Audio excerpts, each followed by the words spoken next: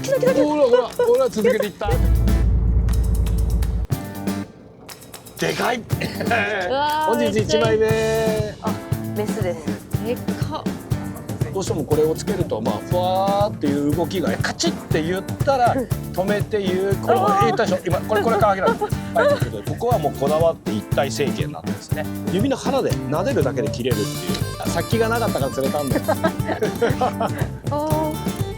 お、いったいったいった。オスですこれ。いいね。ルルルルルトゥルルルルルルルルルルル。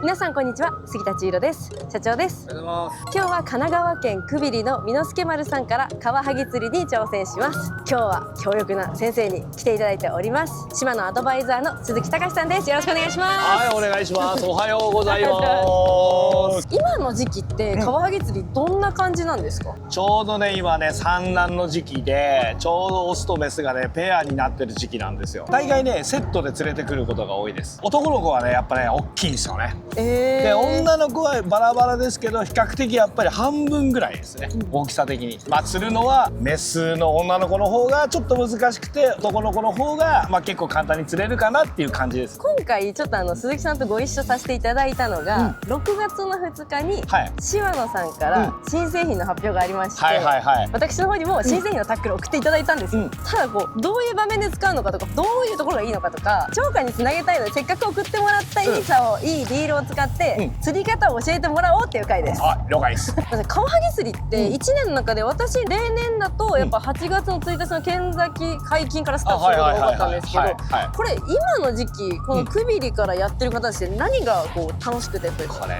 これみんな不思議でしょ。一つあってやっぱ玄関期ってやっぱ冬の寒い時期からね今水温が夏の潮に変わるといきなりこう深いところにいたカワハギがねその産卵のタイムペアリングをして浅いところ入ってくるんですよ。そうすると今まで1日何回もなかったあたりが結構3倍も4倍も楽しめるっていうんでこの時期からやりだす方が結構多い。もうねちいちゃんあれですよ、でかいの釣ったらダメですからね。でかいのは結構簡単に釣れちゃうんです。あ、そういう時期、めっちゃいいじゃないですか。そう、いいんですよ。いいんですけどだから初心者の方なんかを覚えるには一番いい時期、だけどこういうメスを釣るのがやっぱそのテクニカル。いやいやまた出ました変態チックな。食味大切にする方は持って帰りますけどもできればねやっぱ浅いとこで釣れるカワハギなんでエア抜きをしてね離してあげればねまた大きくなってかかってくるんで、その食味もねやっぱこの時期はやっぱ落ちるんで肝もないし、まあそういう面ではねやっぱ楽しみたいっていう釣りになってくる、ゲーム性が高くなってくるんでその辺はね理解してやってもらえばね楽しく過ごせると思います。大きいのなんか30センチ以上のやつって言ってもやっぱなかなか釣れないので。いやこれね今が一番釣れるんですよ。1年のうちで尺オーバーが一番釣れる時期はこの時期なんで。あ、そうなんですか。そうです。この辺カットして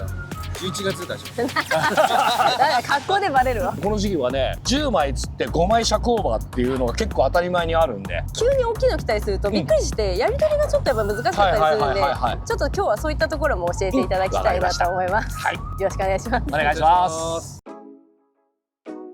新しく発表されたステファーノ攻めの特徴を教えてください。はい、今年発売になったステファーノ攻め2種類あります。簡単に言うとですねこっちがギョンとこう硬いタイプとこっちはギュッとこう柔らかいタイプ、これは2種類出てます。大きく変わった点は別にないんですがまあその硬さで使い分けてもらってまあ柔らかい方はこう目で見て動く、硬い方は手で感じて、手感優勢の方は硬い方、目で優勢な方は目感優勢な方は柔らかい方っていう使い分けをしていただければいいと思います。例えば、初心者の人が選ぶとしたらどっちとかありますか？これねすごく難しくてまずね結構ね穂先見ない方多いんですよ。で手で魚の感覚をブルブルっていう感覚を感じてから釣る方は手感でやっぱり浮き見てピクピク動くようなその浮きを見て合わせるような感性を持ってる方は柔らかい方っていう使い分けをしてもらえば簡単にできると思います。でも私結構どっちも派って言ったらあれですけど竿先もずっと見てたいし、でもなんかね今までのやつ見てるとやっぱりね手が先だよ。そうですね。そう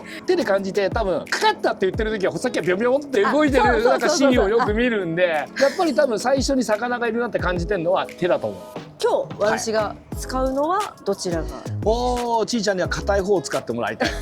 わかりました。手缶を取る竿を使って、であんまりそれでバレたりとかハリスが切れたりとか魚があんまり大きいようだったら途中から柔らかい竿に切り替えましょう。これ値段の差が結構あるんですか？いやほぼ一緒です。ほぼ一緒。はい。なんか見た目がちょっとラグジュアリーチックな感じ。そうですね。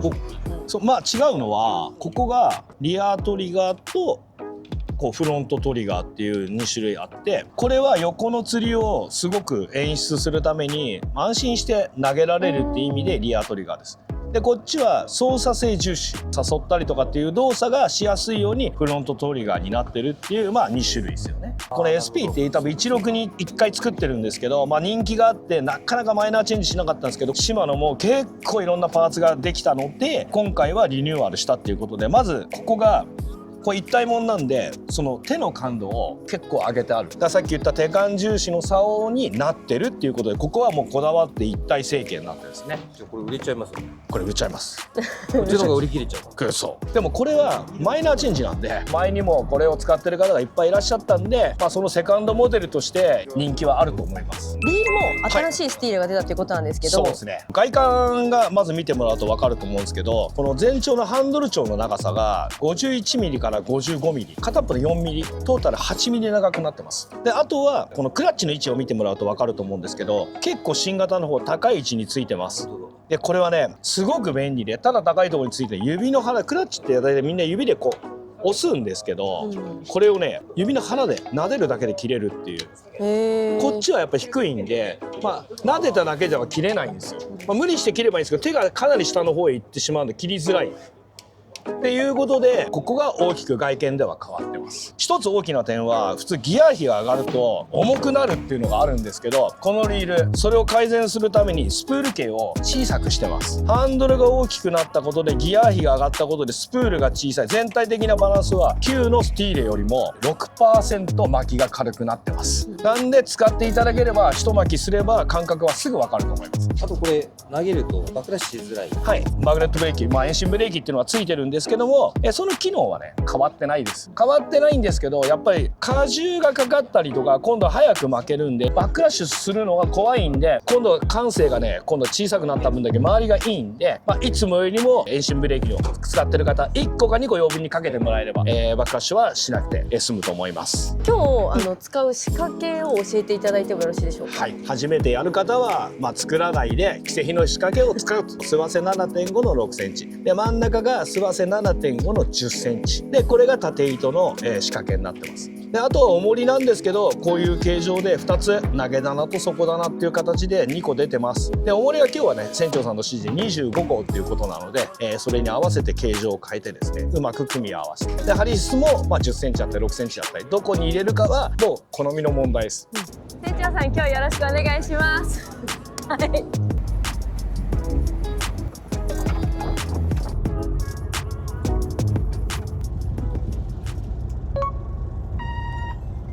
準備が整いましたので、はい、スタートです。よろしくお願いします。お願いします。最初の水深は10メーター。高橋さん、ここの釣りは多分ね、砂地に硬い根っこみたいなね、つぶねみたいなのがあるところだと思います。なのでいつまでも下につけとくと違う魚が、ゲストが餌を取っちゃうんで。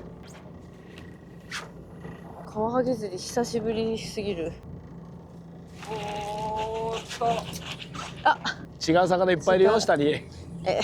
結構ゲストも多い時期ですか？多い。いや、もう多いと思う。水温が上がってきたんで。あ、餌がない。基本はずっとこう置いといた方がいいんですか？棚切った方がいい。棚重りを下につけるかつけないかぐらいで待ってて、50センチぐらい上に誘って重りつけて、それの繰り返しが基本はいいと思う。フグがいるからね、ほっとくと全部餌やられちゃうから。トントントンで、これがカワハギじゃないということですよね。勝手に引っ張られるまで待つって。もう餌絶対2個取られた今。2個取られてないじゃないか。今日は6月中旬ですけど、もうめちゃくちゃ暑いです。いや、もう当たりは何でも来るよ。もうこれ、ほらほらほらすぐ分かるんだよこれ。当たりがすぐ分かるけど、フグかカワハギか分かんない。なんか投げやすい気がする。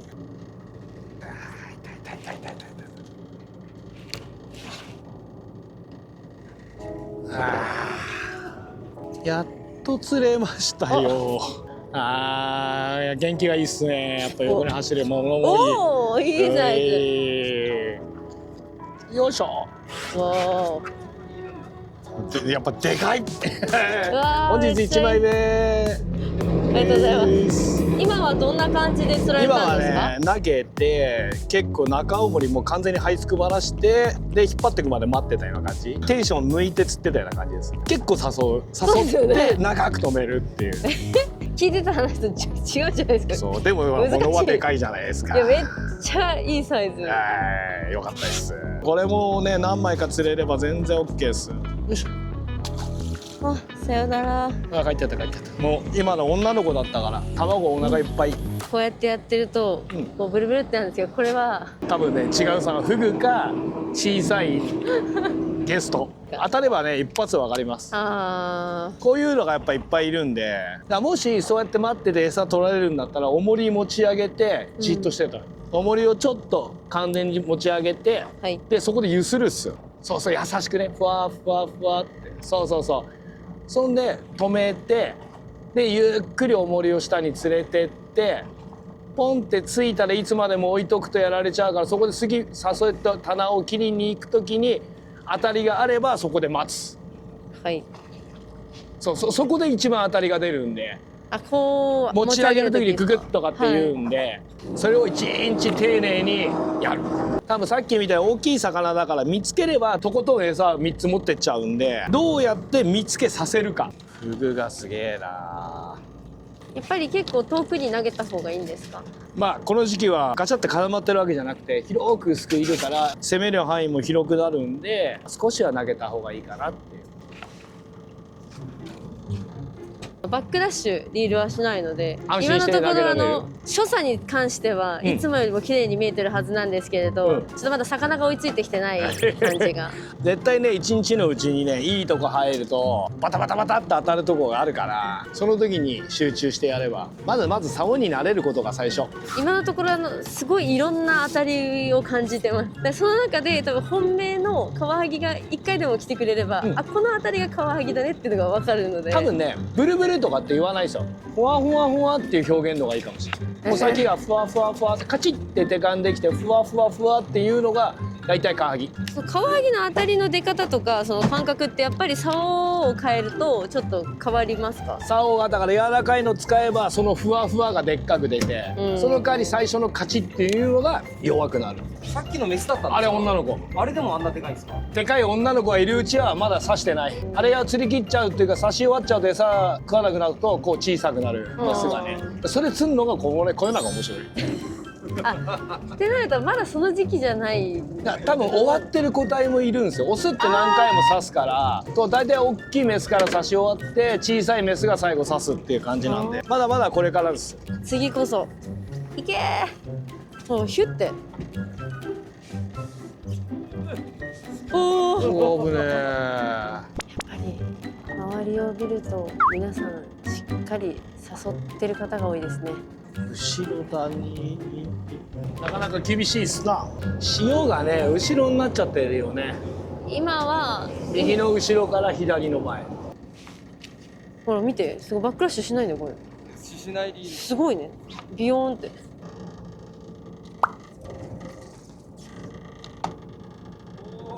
おおいったいったいったいった。来た来た来た。ほら続けていった。やった一家だ。うわでもなんかすっごい引く。おお。これは夫婦かもしれない。いやもうバレました。でかっ。5センチ置き竿作戦が功を奏しました。動かさないってことでした。ありがとうございます。これはね女の子。ここのピローンって1本生えてるの男の子なんだけど、多分これ切れたんじゃなくてこれは女の子。あとねここが卵を持つとお尻が赤くなるんで、これはね間違いなく女の子。多分お返ししたお返しです。はい。じゃあお返しします。じゃあね。すいませんありがとうございます。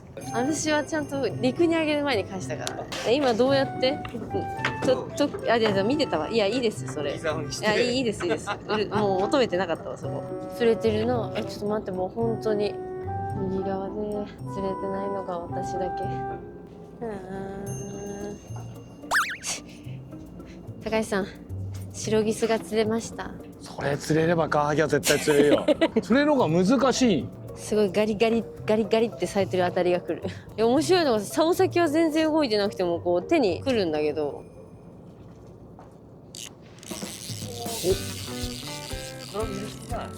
あ、それカワハギっぽいな。やったやった、回ってる回ってる、カワハギだよ。いや、おお。おお。やってた。ありがとうございます。やっと釣れました。1枚目。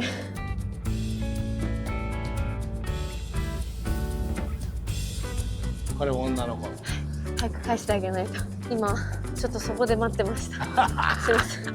ガリガリするようなって思ったら竿先も見えるあたりが。そう、多分ガリガリ言ったらなんだろうと思って多分目が行くんだよね。やっと始まりました。釣り方講座をいいですか、インタビューして。どうぞどうぞ。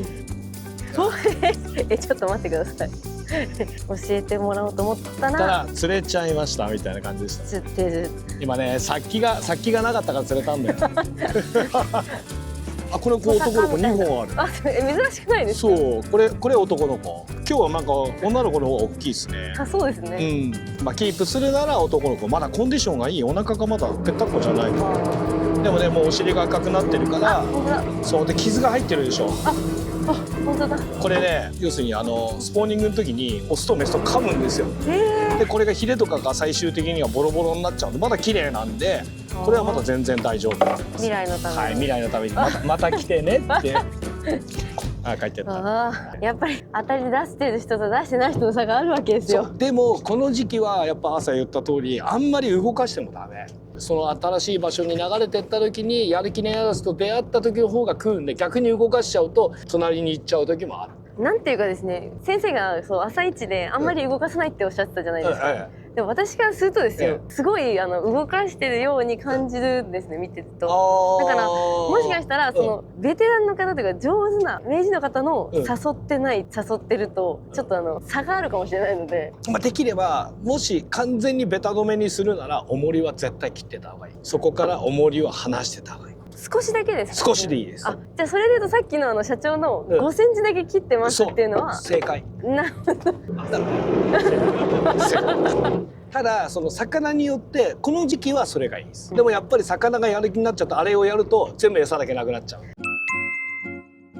じゃあすいません、ちょっと餌付けからもう一回教えてください。餌付けね。まずアサリはこういう状態で吸水管、ベロ、綿、これが3つが一番の基本です。で針はいろいろ付け方あるんですけど、僕は針を回すタイプです。餌を回す方もいらっしゃるんで、僕は針を回すタイプなんで、まずこの吸水管に刺します。僕はこう一回こう丸めるんですよね。吸水管を一回畳んであげて、このベロに沿ってまあ縫い出しでもいいし、そのままベロに沿って刺して、最後はギューッと綿の中に入れてあげます。で、僕は針先は絶対に出すタイプなんで、こういう風に指に引っかかってるじゃないですか。針先は出てるんです。これ僕流の付け方です。でも基本は多分もうその付け方でいいと思います。餌は結構締めたる。この時期は他の魚に餌を取られるんであれば、柔らかい餌はあえて使う必要がなくて、見つければ多分硬くても食べちゃうので、この時期は締めてます。これはまたその冬になってくると締めなかったりも、今度は吸う力が弱くなるんで、柔らかくないと口に入らなくなるんで、硬い餌だと柔らかいとこだけ取るっていう、まあカワハギあるあるになるわけです。もうだから他の魚がやっぱり初夏はいるんで、一回当たっても餌の取られ方が半分で済むんであれば、やっぱ硬くした方がいいと思います。でやっぱりそれで吸い込みが悪ければ、一回締めちゃった餌を海水で洗って柔らかくしたりとかするのもありだと思うんですけど、まあ現段階では全然品物なんで、餌が硬くても全然大丈夫。仕掛けにはいろいろ今つけられてる。そうですね。基本はまあケミホタルと赤オモリ、これでまあやってます。まあどうしてもこれをつけるとまあふわーっていう動きが演出されるのと、餌だけの重みだとまあナチュラルフォールって自然に落ちるんですけど、まあ中オモリをつけてあげるとゆっくりまあ落ちていく、テンションかけながら落ちていくんで、落ちる時のあたりも見えるっていう意味。で中重りをつけてます。中重りのサイズは何号？これは 1.5 号です。キャンピングホテルの色はこれは僕はもう別に色は何でもいいと思うんですけど、ただグリーンだとフグが多い時はフグがたかっちゃうので比較的使うのは赤が多いですね。重りのカラーとかってなんか使い分けとかしてるんですか？基本的には使い分けはしてないです。ただこれは今こう蛍光の重りを使ってるんですけど、これフグが多い時はこれでも重りにフグがたかっちゃうので、今日はちょうど今フグがね白子終わって産卵期終わったところでちょっとおとなしいんで少しでもアピールできるかなと思って今は夜光系を使ってます。では夏のカワハギの釣り方を教えてください。多分もう産卵意識してて動きが遅いっていうのがまず一つなんで、投げて広範囲に探るんですけど、立てて待ってるのもいいんですけど、基本はゆっくりで当たってから急に合わせない。魚が完全に針を飲むまで長く待った方がいいっていうのが夏カワハギの多分一番のやっぱりあれかな、その釣れるコツかな。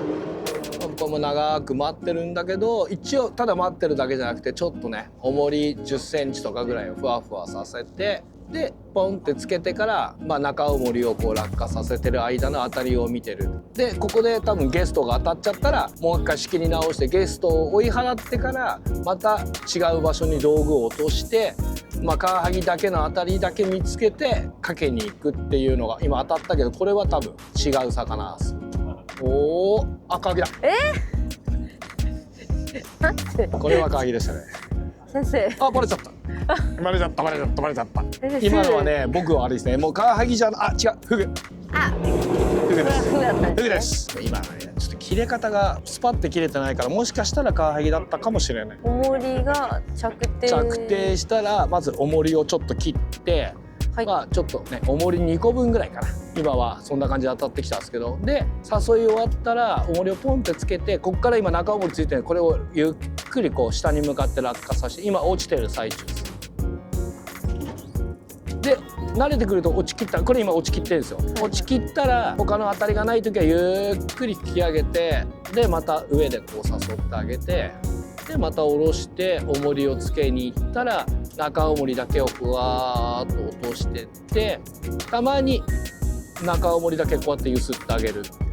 で他の魚が当たったらすかさず棚切りに行って一回避けてしまわないと餌全部やられちゃうんで、また高いとこへ連れてってからまた下でゆっくり落としていく。ほら今当たったんですよ。これがさっき俺カワハギじゃないって言ってカワハギになっちゃったみたいなんですけど、フグかもしれないです。これは違うんで、あそこで必要以上に当たりを見ちゃうと全部餌が取られてしまうんで、もう違うと思ったらもう一回上に連れていく。こんな感じで足元で1日やってればいいとこ入るとパタパタっと。ただ竿が硬いんでね、やっぱりさっきのちいちゃんのもそうだったけど手感が先に出てくるんですよ。であそこで焦って合わせるとバレちゃう。なるほど。そこを芽が出るまで待ってあげてかけに行った方がこの時期は確実にかかってきます。今見てると竿が結構こう斜めに上がっているので結構上がってるように見えるんですけど、実際はそこからだいたい何センチぐらいの出来事なんですか、この今の。これは多分ね、下から今離したところで当たったんで、今連れてったんですよ。下当たってから1メーターぐらい上げてったらもうそこで食ったんで、これもね男の子かもしんない。ほらやっぱ男の子。やったー、メンズです。男の子なんですよ。当たり方で男の子と女の子と分かるんで、女の子は比較的やっぱ長く待った方がいい。夫婦はさせてる、この誘いをしてる時にやっぱり気づいて、そこにこう一緒に連れていくって感じなんですか？そうです。今は連れていかないで上でかけちゃった。今はね上でかけちゃったけど、じゃあねー。要するにゆすってるってこの仕掛けが餌がこういうふうにふわふわふわふわさせるのにこういう動きなんですよ。今陸上じゃなってないですけど、水の中だとこれが上行って下がって上行って下がってっていう状態になってるんで、それを演出するためにこう揺すぶる動作を入れてあげる。わかりました。ありがとうございます。はい。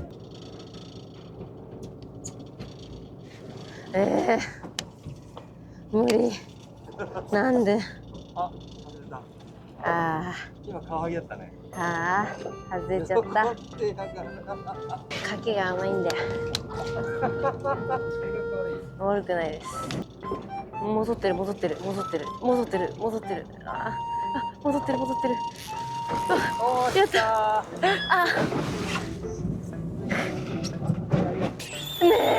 おお、社長のとこ行った。横に行っちゃうっていうのはよくあるんですか？まあたまに。それは私のです。あ、うち結構上なのか。カワハギが、今日のこの竿を使ってなんかかかる前の気配みたいなのがちょっとわかるような気がします。その竿はそういう竿なんですよ。そうそう。めっちゃわかります。そこを焦ると焦ってます。まだ。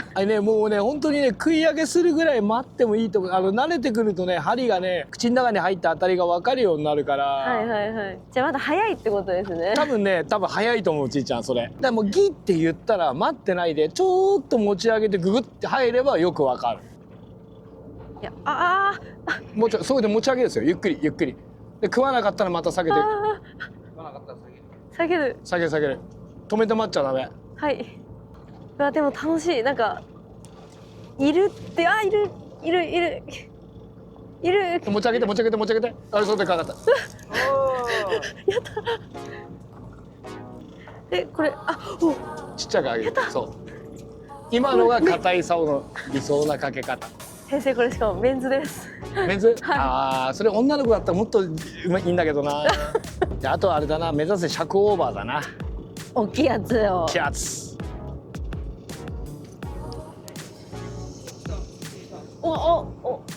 おちっちゃいっすよこれ。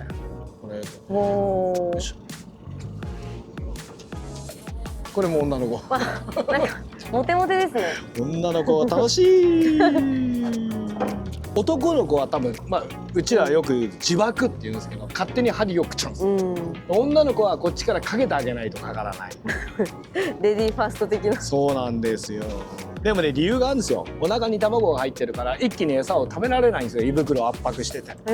だから捕食がすごい遅いんでゆっくり食べるんで難しいって言われてるんです。なるほど。このカリカリっていう当たりが出た後に待つのがめちゃめちゃ面白い。そうですね。ただ待ってるだけじゃなくてゆっくり仕掛けを下げに行くとか下げてる間に口に針が入った時ポンって竿が持ち上がるようなね。慣れてくるとね今度意識してやるとねよくわかる。止めてはならぬなんですね。今さこうやって重りぶら下がってる負荷があるじゃない。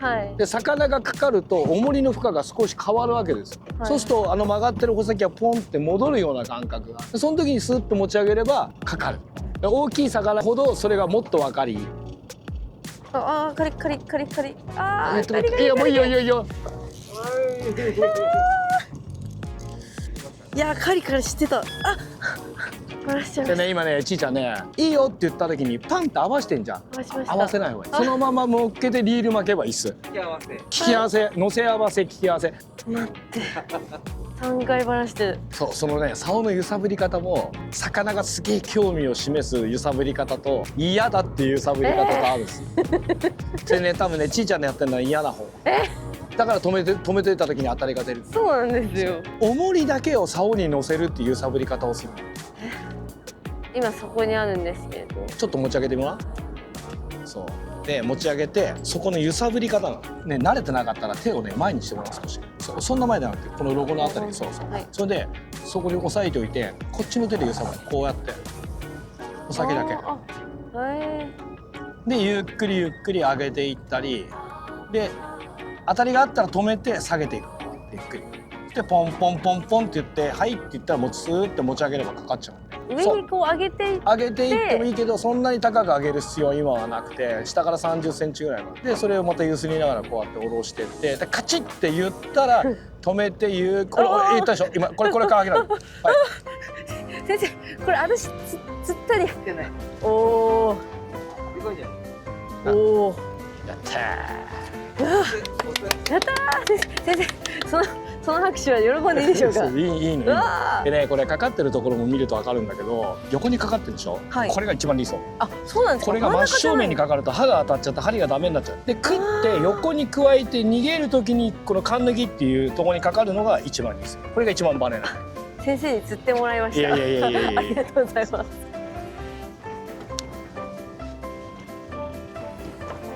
おおいいサイズ。スレスレで待つのがいいんだ。よしちょっと。おお。そうメス畑になったもん今。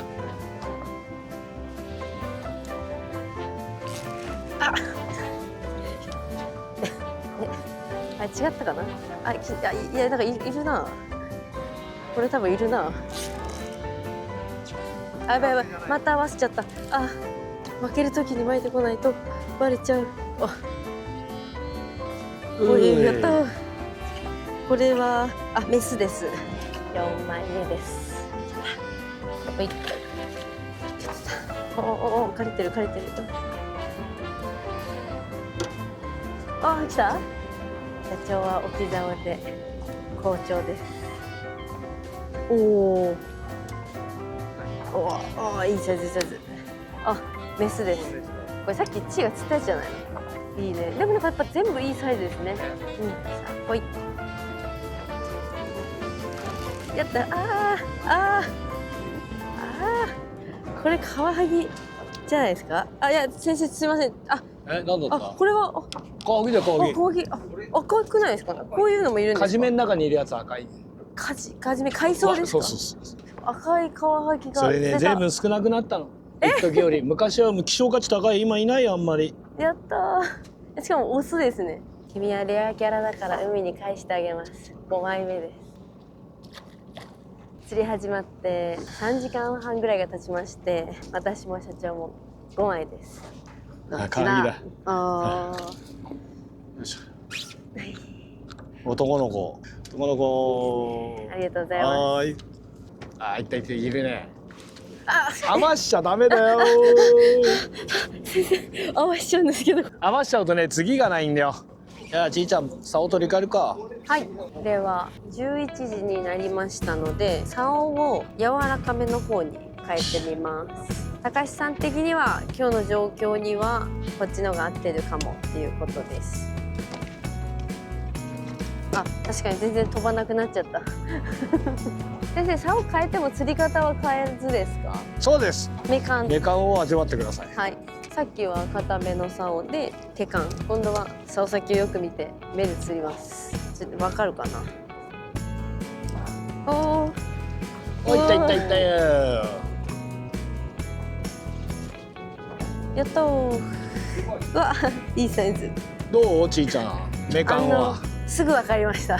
大きいでしょ。そうですね。あと魚がかかった時にボヨンボヨンと言ってくれて、言ってくれた。かける時はちょっと合わせましたけど、上げてくる時が安心でした。危なくないって感覚がすんのかな。そうですね。感覚的な話になっちゃいますけど、なんかこう上に上がってくる時のこう引き感もちょっと違って面白いですね。そう吸収されるか、そうギュッっていう。そう。6枚目です。オスですこれ。いいね。ここからすっごいでかい赤クラゲが見えてやだな。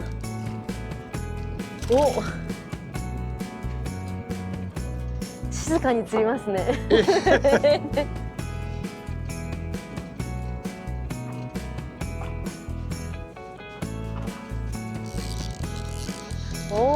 わあ。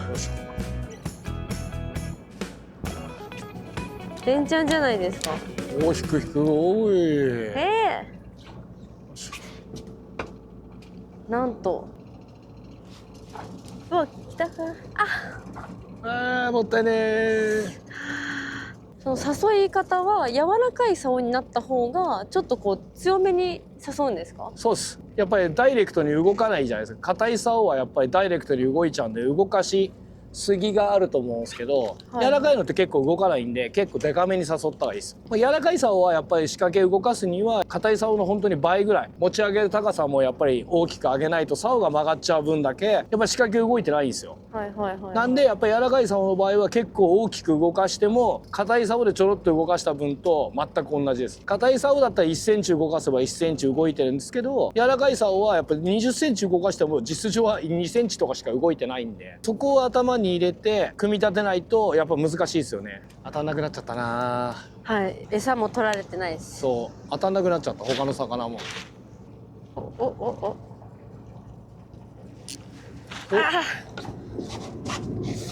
久しぶりに当たったのにグッて入った時に合わしちゃダメだよ。合わしちゃダメ。持ち上げればいいよ。持ち上げてグーって曲がってからグッと合わせればいい。この手がどうしても言うことを聞かないんです。悔しい。もう今日バランスしまくってます。もう今日は後半の方が状況は厳しめですか。後ろ1日後ろに船が流れてるからね。じゃあ席も関係ない。やっぱりこれみんなやったとこだからね、ここ。前はフリーですよ。なるほど。絶対フリーです。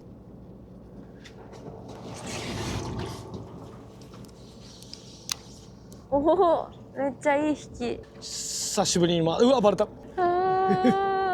それだけシビアなんですね。そう、シビアですね。バレますね、やっぱり。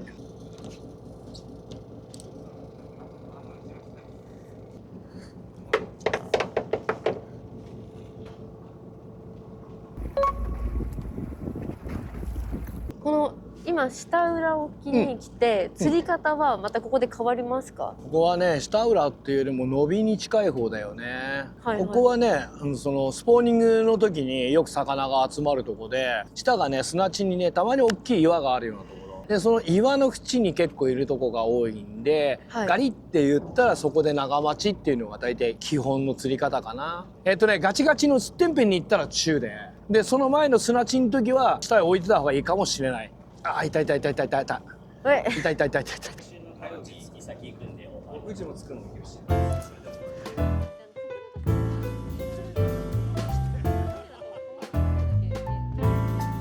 お疲れ様でした。お疲れ様でした。